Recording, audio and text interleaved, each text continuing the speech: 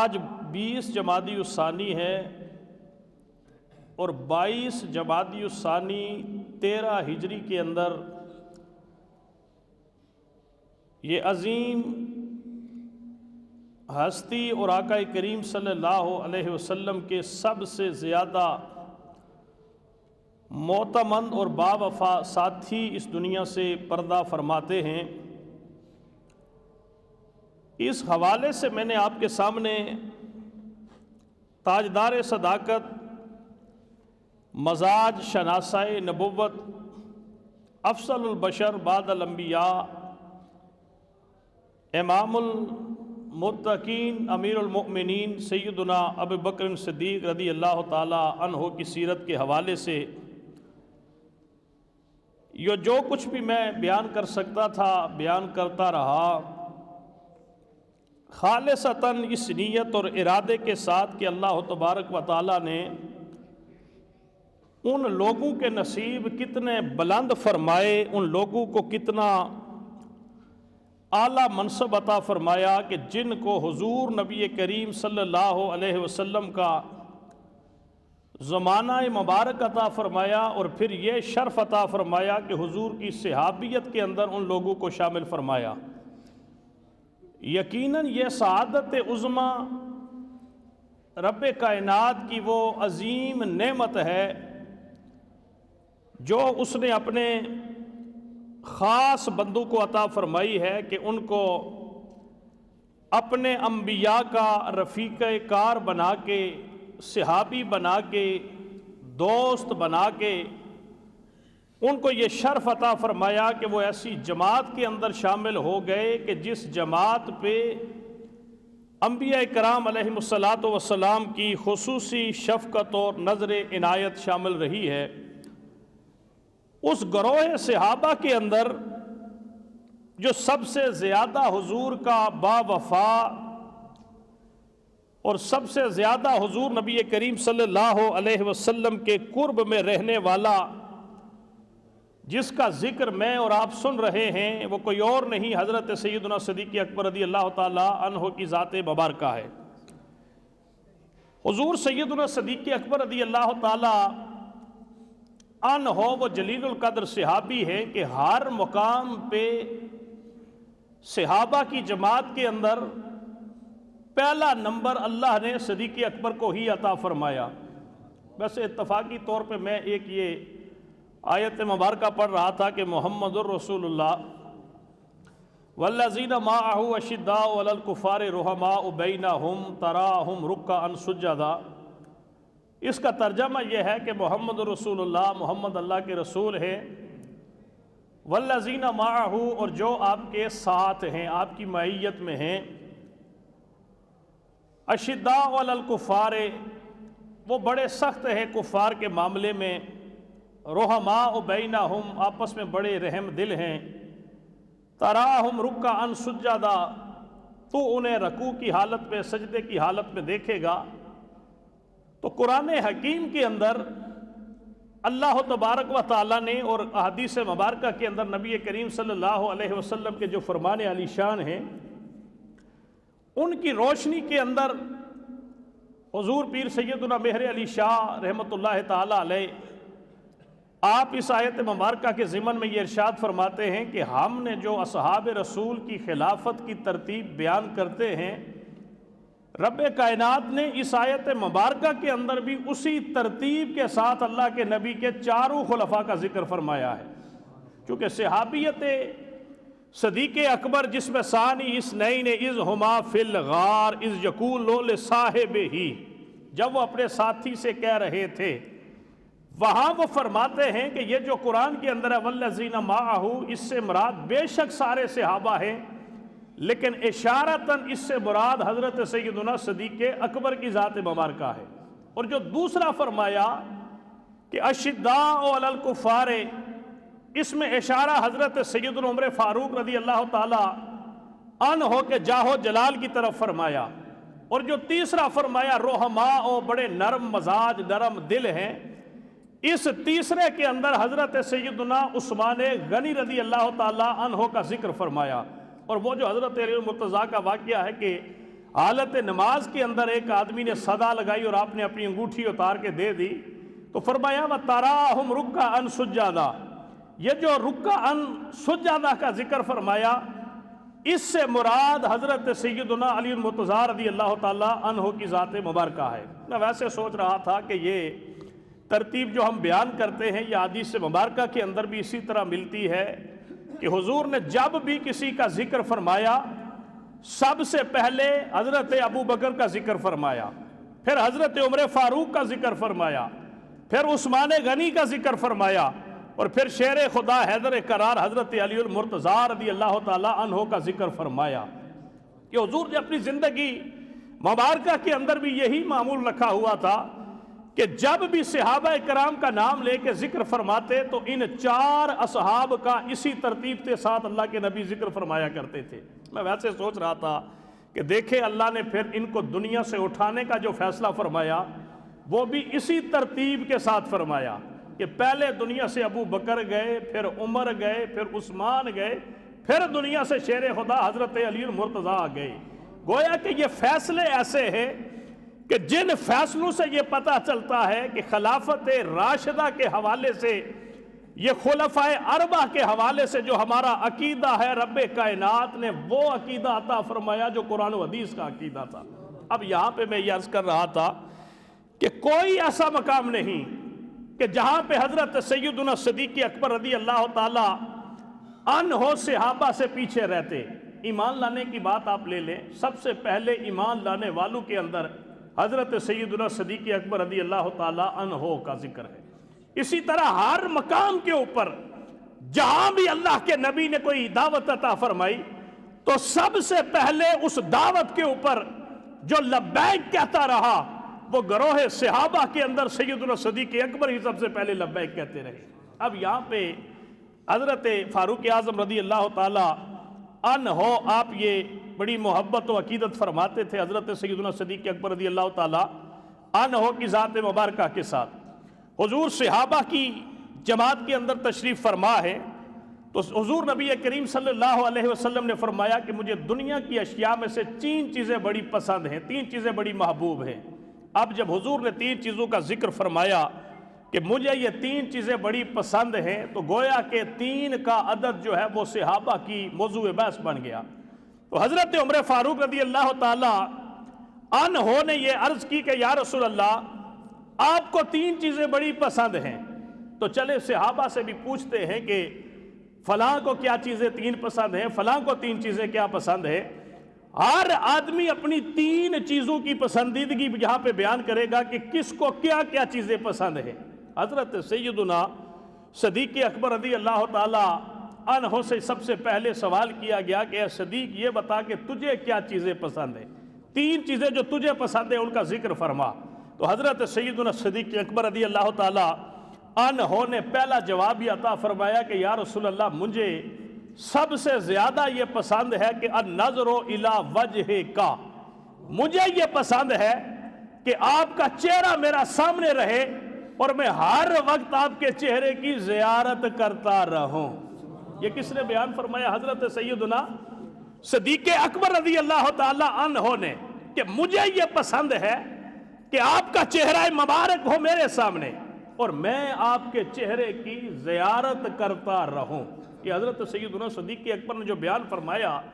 اس کے پیچھے ایک بہت بڑی حکمت تھی۔ حکمت یہ تھی کہ میرے بھائی، میرے دوست، ہم جب صحابی کی تعریف کرتے ہیں، نمازی کی جب ہم تعریف کرتے ہیں، غازی کی جب ہم تعریف کرتے ہیں تو ظاہری بات ہے کہ جو شخص کثرت کے ساتھ نمازیں پڑھنے والا ہے اس شخص کو ہم نمازی کہتے ہیں، نماز پڑھنے والے کو ہم نمازی کہتے ہیں۔ جو شخص اللہ کے گھر کی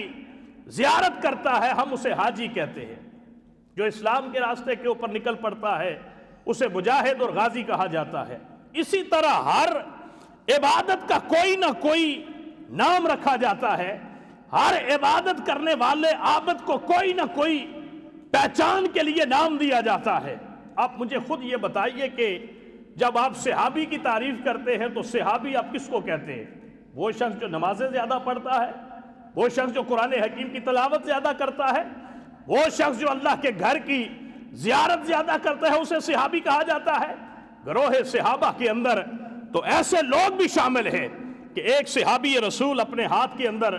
کھجور اس طرح کھا رہے ہیں، اور کھجور آدھی کھجور آپ نے اس طرح ٹکڑے فرمائی، اور ابھی وہ مسلمان نہیں ہوئے، اس طرح سامنے آگے کھڑے ہوئے، ایک اجنبی شخص تھے، ابھی اسلام نہیں لائے تھے، تو آقا کریم صلی اللہ علیہ وسلم کے چہرے کو جب دیکھا تو وہ سمجھ گئے کہ یہ جھوٹے آدمی کا چہرہ نہیں ہے، سچے آدمی کا چہرہ ہے۔ اس طرح کھجوریں کھا رہے ہیں، اور دلیر لوگ ہوتے تھے، انہیں تو یہ جنگ کا کوئی خوف نہیں کہ لڑائی ہو رہی ہے، لاشیں گر رہے ہیں، قتل و غارت کری جا رہی ہے۔ کھجوریں کھاتے ہوئے اللہ کے نبی کے چہرے کو دیکھ کے عرض کرتے ہیں، اے اللہ کے نبی، اگر میں بھی آپ کی جماعت کے اندر شامل ہو جاؤں، آپ پہ ایمان لے کے آؤں، اور میں بھی اگر آپ کے ان صحابہ کے اندر شامل ہو جاؤں، تو رب کائنات کیا میرے پچھلے گناہ معاف فرما دے گا؟ اللہ کے نبی نے فرمایا، ہاں تو کلمہ پڑھ، میری جماعت کے اندر داخل ہو جا، اللہ تجھے یہ مقام عطا فرمائے گا۔ انہوں نے اس طرح کر کے کھجوریں جو توڑی ہوئی تھی، دوسری کھجور کا ٹکڑا اپنے منہ کے اندر ڈالا، گٹھلی کو باہر پھینکا، کلمہ پڑھا، کلمہ پڑھ کے تلوار لے کے میدان میں کود پڑے۔ جو ہی تلوار لے کے جنگ کے اندر داخل ہوئے، ادھر سے دشمن نے وار کیا اور آپ کے سر کو آپ کے تن سے جدا کر دیا۔ اللہ کے نبی نے فرمایا کہ اس سے بڑا خوش قسمت اور کون ہوگا کہ ایک قدم اٹھایا، ادھر رکھا، رب نے اس کو جنت میں مقام عطا فرما دیا۔ اب یہاں پہ میں ان کا ذکر کر رہا ہوں تو میں ان کے ذکر کو صحابیت سے کر رہا ہوں۔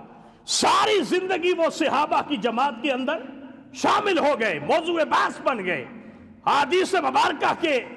ذکر کے اندر ان کو شمولیت مل گئی۔ میرے بھائی، اب یہاں پہ اگر یہ دیکھا جائے کہ صحابی بننے کے لیے کون سی عبادت ضروری ہے، تو صحابی بننے کے لیے جتنی بھی کتب احادیث و فقہ و جتنی بھی لغت کی کتابیں ہیں، یا جتنے بھی اس فن کے ماہر ہیں، وہ یہ کہتے ہیں کہ صحابی کی تعریف اس کے علاوہ اور کوئی نہیں ہے کہ جس نے حالت ایمان کے اندر اللہ کے نبی کے چہرے کی زیارت فرمائی ہو، اور پھر وہ حالت ایمان کے اندر ہی دنیا سے پردہ فرما جائے، رب اسے مقام صحابیت عطا فرماتا ہے۔ اور صحابی وہ ہوتا ہے کہ پوری دنیا کے اہل ایمان، حضور کی امت بھی اگر لگی رہے تو اللہ کے نبی کے ایک صحابی کے برابر بھی نہیں ہو سکتے۔ یہ ہمارا عقیدہ، جس طرح اصحاب انبیاء کے برابر نہیں ہو سکتے نا، اسی طرح سارے امتی اگر مل جائیں تو وہ ایک صحابی کے برابر نہیں ہو سکتے۔ حضور سیدنا شیخ عبد القادر جیلانی رضی اللہ تعالیٰ عنہ فرماتے ہیں، میرے جیسے اگر 70 اللہ کے ولی بھی ہوں تو وہ ایک صحابی رسول کے گھوڑے کے سموں سے لگی ہوئی خاک کے برابر بھی نہیں ہو سکتے۔ یہ صحابی کی تعریف ہے۔ اب صحابی بننے کے لیے کیا نمازیں ضروری ہیں؟ صحابی بننے کے لیے کیا قرآن کی تلاوت کرنا ضروری ہے؟ صحابی بننے کے لیے کیا حج بہت زیادہ کرنا ضروری ہے؟ نہیں میرے بھائی، صحابی بننے کے لیے اگر یہ مقام کسی کو ملتا ہے، اس مقام پہ کوئی فائز ہوتا ہے، تو اس کی ایک ہی صورت ہے کہ وہ حالت ایمان کے اندر یا اللہ کے نبی کے چہرے کی زیارت کرتا ہے، یا اللہ کے نبی کی صحبت اور معیت اسے نصیب ہوتی ہے، وہ درجہ صحابیت پہ پہنچ جاتا ہے۔ سیدنا صدیق اکبر نے یہ عرض کی کہ یا رسول اللہ، مجھ سے اگر یہ پوچھتے ہو کہ آپ کو سب سے زیادہ کون سی چیز پسند ہے، تو صدیق کو یہ سب سے زیادہ پسند ہے کہ آج نظر الی وجہ کا، کہ یا رسول اللہ آپ کا چہرہ ہو، اور صدیق اس کی زیارت کرتا رہے۔ اس لیے کہ صدیق اکبر کو پتا تھا کہ کائنات کے اندر سب سے بڑی عبادت یہی ہے، کائنات کے اندر سب سے بڑی ریاضت یہی ہے، کائنات کے اندر سب سے بڑا مقام چہرہ رسول کی زیارت کی وجہ سے ہی نصیب ہوتا ہے۔ پہلا آپ نے بیان یہ فرمایا کہ یا رسول اللہ، میری پہلی خواہش یہ ہے کہ آپ کا چہرہ ہو اور اس کی زیارت کرتا رہو۔ پھر دوسرا فرمایا کہ یا رسول اللہ، دوسری میری خواہش اور تمنا یہ ہے کہ انفاق مالی علیکا، اللہ مجھے مال عطا فرماتا رہے اور میں وہ مال آپ کی دعوت کے اوپر خرچ کرتا رہوں، آپ کی تبلیغ و واعظ و نصیحت اور آپ کے بلاوے کے اوپر اللہ کے راستے کے اندر وہ مال میں خرچ کرتا رہوں۔ یا رسول اللہ، یہ میری دوسری خواہش ہے۔ پہلی خواہش یہ ہے کہ نظریں میری ہوں، چہرہ آپ کا ہو اور میں اس کی زیارت کرتا رہوں۔ دوسری خواہش یہ ہے کہ اللہ مجھے مال عطا فرمائے اور اس مال کو میں آپ پہ، یعنی اللہ کے راستے کے اندر اس مال کو میں خرچ کرتا رہوں۔ اب یہاں پہ آئیے، حضرت سیدنا عمر فاروق رضی اللہ تعالی عنہ کے دل کے اندر ایک محبت تھی، آپ کا مقابلہ ہر وقت عبادت اور ریاضت و اس معاملے کے اندر لگا رہتا تھا۔ اس کے اندر مسابقت لے جانا، کوشش کرنا، یہ کوئی جرم والی بات نہیں ہے، بلکہ انسان کو عبادت اور ریاضت کے اندر ایک دوسرے سے بڑھنے کی کوشش کرنی چاہیے۔ تو حضرت عمر فاروق رضی اللہ تعالی عنہ فرماتے ہیں کہ تبوک کے موقع کے اوپر آقا کریم صلی اللہ علیہ وسلم نے ارشاد فرمایا کہ لوگوں مجاہدین کے لیے سامان کی ضرورت ہے، تو اس لیے ہر شخص جو ہے وہ اپنی جان بھی پیش کرے اور اپنی جان کے ساتھ اپنا مال بھی پیش کرے۔ حضرت سید عمر فاروق رضی اللہ تعالی عنہ آپ فرماتے ہیں کہ اس دن میں نے سوچا کہ ہر جگہ پہ ابو بکر مجھ سے پہلے نکل جاتا ہے، پہلا نمبر لے لیتا ہے۔ آج موقع ملا ہے، میں آج اتنا مال لے کے آؤں گا، اتنا مال لے کے آؤں گا کہ یہاں پہ مجھ سے زیادہ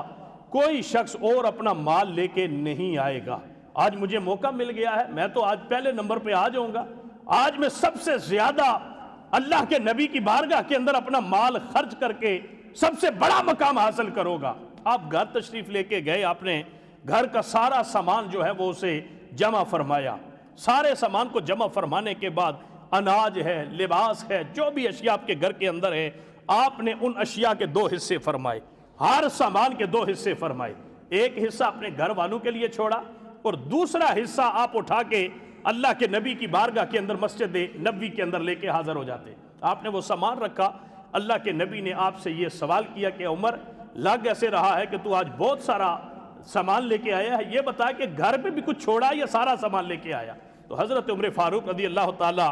عنہ نے بڑی محبت سے جواب عطا فرمایا کہ یا رسول اللہ، گھر کے اندر آدھا مال چھوڑ کے آیا ہوں۔ آپ نے فرمایا ہے تو میں آدھا مال آپ کی بارگاہ کے اندر یہاں مجاہدین کے لیے لے کے آیا ہوں، اللہ کی رضا کی خاطر لے کے آیا ہوں، باقی جو آدھا مال تھا وہ اپنے گھر والوں کے لیے چھوڑ کے آیا ہوں۔ دیکھا کہ اتنی دیر میں سیدنا صدیق اکبر رضی اللہ تعالی عنہ بھی تشریف لا رہے ہیں۔ اب عمر کو پتا تھا کہ ہر مقام کے اوپر صدیق مجھ سے آگے نکل جاتا ہے، لیکن آج میں نے اتنا مال پیش کیا ہے، یار کون ہے جو اپنے گھر کا آدھا مال جو ہے وہ اللہ کے راستے میں قربان کر دے؟ لیکن عمر فاروق کو کیا پتا تھا کہ میرے بعد وہ اللہ کا محبوب بندہ آ رہا ہے، میرے بعد وہ اللہ کا نبی کا با وفا دوست آ رہا ہے کہ جس کی خواہش ہی یہی ہے، جس کی تمنا ہی یہی ہے، جس کی زندگی یہی ہے، جس کا وظیفہ یہی ہے کہ اللہ اس کو عطا کرتا رہے اور اس کا محبوب مانگے اور وہ محبوب پہ قربان کر دے، یہی اس کی تمنا ہے۔ صدیق اکبر آئے، سارا سامان جو ہے وہ آپ نے اٹھایا ہوا ہے۔ اللہ کے نبی نے یہ سوال کیا کہ اے صدیق یہ بتا کہ گھر والوں کے لیے کیا چھوڑ کے آیا ہے؟ صدیق اکبر نے جواب جو عطا فرمایا، عمر فاروق رضی اللہ تعالی عنہ صدیق اکبر کے جواب کو سننے کے لیے بے چین ہیں کہ صدیق کیا جواب دیتا ہے؟ میں نے تو آدھا سامان اللہ کے راستے کے اندر قربان کر دیا ہے، اللہ کے نبی کی بارگاہ کے اندر پیش کر دیا ہے۔ دیکھو تو صحیح کہ صدیق اکبر آج کیا جواب عطا فرماتا ہے۔ اب صدیق نے جواب دینا ہے تو فیصلہ ہونا ہے کہ عمر پہلے نمبر پہ ہے یا صدیق اکبر پہلے نمبر پہ ہے۔ حضرت عمر فاروق رضی اللہ تعالی عنہ سیدنا صدیق اکبر کے جواب کے منتظر ہے۔ صدیق اکبر رضی اللہ تعالی عنہ والذی جاء بالصدق وصدق بہ، وہ صداقت کی زبان جب کھلتی ہے، وہ امامت کا شاہ سوار جب اپنی زبان سے جواب عطا فرماتا ہے، تو آپ نے فرمایا کہ یا رسول اللہ، گھر کے اندر جتنا سامان پڑا تھا وہ سارا اٹھا کے آپ کی بارگاہ کے اندر لے آیا ہو، گھر میں اللہ اور اللہ کا رسول چھوڑ کے آیا ہو، اس کے علاوہ گھر کے اندر کوئی چیز چھوڑ کے نہیں آیا۔ میرے بھائی سیدنا صدیق اکبر، لوگ یہ کہتے ہیں کہ صدیق اکبر جب اپنے گھر سے مال جمع کر رہا تھا تو کچی دیواروں کے سوراخوں کے اندر اینٹوں کے بنے ہوئے گھر اور پتھروں کی بنی ہوئی دیواروں کے اوپر ہاتھ پھیر پھیر کے دیکھ رہا تھا کہ کہیں کوئی سوئی بھی میرے گھر والوں نے سوراخ کے اندر نہ رکھی ہو جو میرے گھر کے اندر رہ جائے، اللہ کے نبی کی بارگاہ میں پیش نہ کر سکے۔ یہ صدیق اکبر کی محبت تھی، یہ صدیق اکبر کا اللہ کے نبی کے ساتھ وہ عقیدت کا رشتہ تھا کہ عمر فاروق رضی اللہ تعالی عنہ بھی وہاں پہ بول پڑتے ہیں کہ اے صدیق، آج یہ میری تمنا تھی، آج یہ میرا ارادہ تھا کہ آج مجھ سے زیادہ مال اللہ کے نبی کی بارگاہ کے اندر کوئی اور نہیں پیش کرے گا، میں پیش کروں گا، لیکن اے صدیق تیری وفا کو سلام ہو، تیری عظمت کو سلام ہو کہ آج بھی تو نے وہ مقام حاصل کر لیا کہ جو کسی اور صحابی کے حصے میں آج بھی وہ مقام نہیں آیا۔ یہاں پہ حضرت سیدنا صدیق اکبر رضی اللہ تعالی عنہ کی یہ دوسری خواہش مبارکہ تھی، انفاق و مالی علیہ کہ یا رسول اللہ، اللہ مجھے مال عطا فرماتا رہے اور وہ مال میں آپ کے راستے کے اوپر خرچ کرتا رہوں، یہ میری خواہش ہے۔ والجلوس بین یدیک، اور یا رسول اللہ پھر تیسری خواہش، اب خواہشیں دیکھے گھوم رہی ہے تو اللہ کے نبی کے گرد گھوم رہی ہے، اس میں اپنی کوئی اپنی بات نہیں، ساری خواہشات کا محور و مرکز اللہ کے نبی کی ذات کو بنایا ہوا ہے۔ صدیق اکبر جب بھی بات کرتا ہے، ہر خواہش کو بیان کرتا ہے، اس خواہش کا جو اگلا سرا جا کے ملتا ہے تو وہ اللہ کے نبی کی ذات پہ جا کے ملتا ہے۔ تیسرا فرمایا والجلوس بین یدیک، یا رسول اللہ میری یہ خواہش ہے کہ اللہ مجھے ہر وقت آپ کا قرب نصیب فرمائے رکھے، آپ کا قرب نصیب رہے، آپ کی سنگت نصیب رہے، اور بس آپ کے قرب میں کہیں بیٹھا رہوں، یہ اللہ مجھے نصیب فرما دے۔ یہ میری خواہش ہے، یہ میری تمنا ہے، یہ میری آرزو ہے۔ میرے بھائی پھر رب کائنات نے صدیق کی خواہشات کو کس طرح پورا فرمایا، صدیق کی آرزو کو کس طرح پورا فرمایا۔ ہر صحابی جب حضور تشریف فرما ہوتے تو ہر صحابی اللہ کے نبی کے چہرے کی زیارت فرماتا۔ رب نے فرمایا صدیق غار ثور کے اندر یا میرا محبوب ہوگا یا تو ہوگا، 3 دن اور 3 راتیں میں تجھے اپنے نبی کے چہرے کی ایسی زیارت عطا فرماؤں گا کہ اس میں کوئی شریک نہیں ہوگا، تنے تنہا تیری آنکھیں ہوں گی اور چہرہ مصطفیٰ کا۔ یہ اللہ نے صدیق اکبر پہ کرم فرمایا، اور پھر فرمایا کہ صدیق اکبر کی یہ خواہش ہے کہ صدیق اکبر کو تیرا قرب بڑا پسند ہے۔ اے محبوب میں صدیق اکبر کو قرب ایسا عطا کر رہا ہوں کہ قیامت تک صدیق اکبر تیرے قرب کے اندر سلا دیا ہے، قیامت تک صدیق اکبر تیرے قرب میں رہے گا۔ میرے بھائی میرے دوست، اللہ کے نبی کے اصحاب سے محبت اس لیے کی جاتی ہے کہ رب کائنات کے محبوب نبی نے فرمایا اللہ اللہ فی اصحابی، میرے اصحاب کے معاملے میں اللہ سے ڈرنا، لا تتخذوا غرضا بعدی، میرے بعد ان کے بارے میں کمزور گفتگو نہیں کرنی، لان تان نہیں کرنا، کوئی برا الفاظ ان کے لیے نہیں بولنا۔ فمن احبہم فبحبی احبہم، جو ان سے محبت کرے گا وہ میری محبت کی وجہ سے ان سے محبت کرے گا۔ ومن ابغضہم فببغضی ابغضہم، جو ان سے بغض رکھے گا وہ اس لیے کہ اس کے دل میں میرا بغض ہے، اس لیے میرے اصحاب سے بغض رکھتا ہے۔